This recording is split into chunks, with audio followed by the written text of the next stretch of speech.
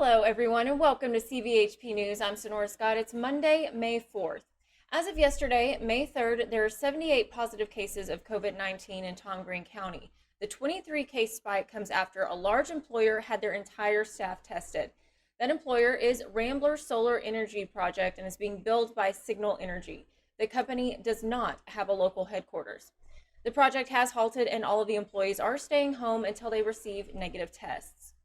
Now, Paint Rock ISD announced over the weekend they will have graduation for the senior class of 2020 on May 30th.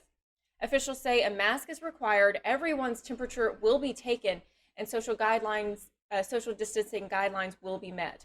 They also say prom will be rescheduled for this summer. Now, some good news for the economy now. Several businesses opened their doors for the first time in weeks over the weekend. Our Amanda Lozano got the details.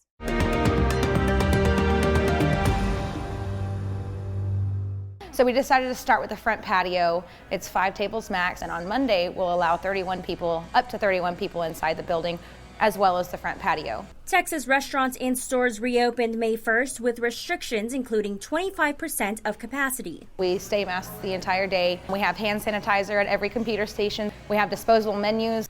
According to Hannah Barfield, the loosened restrictions will allow 01 Ale House to bring in more revenue. We are spending more money on food now, where we've opened up a little bit more of our menu again for some favorites. With that comes cost. I mean, there's a risk of waste because we only have a certain amount of people that we can have in here at a time. For the first time in almost 6 weeks, lots of people were out on the streets of downtown San Angelo, but not everybody is comfortable about getting out. If you don't feel comfortable, out in public, then you don't have to, but people like me, I want to go out and, socialize. It's just nice to be out in the community, and it kind of feels somewhat normal, but it's obviously not, but it feels good. While not all businesses are reopening, those that are taking extra precautions to keep employees and customers safe. Workers at Leo's Imports are enforcing social distancing and keeping contact with customers to a minimum. Our employees do have masks on, and we do ask that our customers, if they do have masks, that they wear them. We have the 6 feet apart stickers at checkout. We are sanitizing after every customer comes in. We have contactless payment. That is our biggest priority, is staying safe and healthy. Governor Abbott said if the virus remains contained, phase 2 of the state's reopening could begin May 18th. Until then, businesses will have to adjust. So far, it's been good. We've had a few customers online. We've been super busy as well. I think we're going to see some highs and lows. I wonder what the fall is going to look like for us. I have no idea. Our new norm is, we'll see what it's like this week. I don't know. For News Connection, I'm Amanda Lozano. Thanks, Amanda. Now, the residents at the State-Supported Living Center are considered part of the more vulnerable population when it comes to contracting COVID-19. So the Volunteer Services Council gave them a special treat to make them smile. Here's what happened. It's said that food can bring us closer together and bring joy. That's what the Volunteer Services Council wanted to do for the residents at the State-Supported Living Center in Carlsbad. The residents at the State-Supported Living Center are folks who have intellectual and mental disabilities. And a lot of them on top of that have physical disabilities. So they're really a vulnerable population for this COVID-19 virus. So they stopped coming on into town at the beginning of March.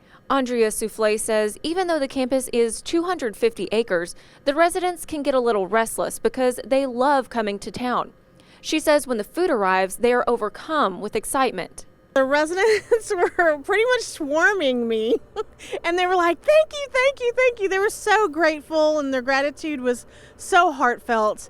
And the staff, whenever I deliver the food, the staff have been very grateful as well, because I think a lot of times they feel left out. The staff and residents rely on the Volunteer Services Council for quite a bit. State-supported living center, they get supplied the basic needs from the state. I know it says state, but they got the very basic needs from the state. And so the Volunteer Service Council, we come alongside, and like Andrea said, we try to spoil them and give them things that the normal person would get. Travis Gray has served on the council and board for over 5 years. He says there's so much he wishes the public knew about the residents. They're so talented.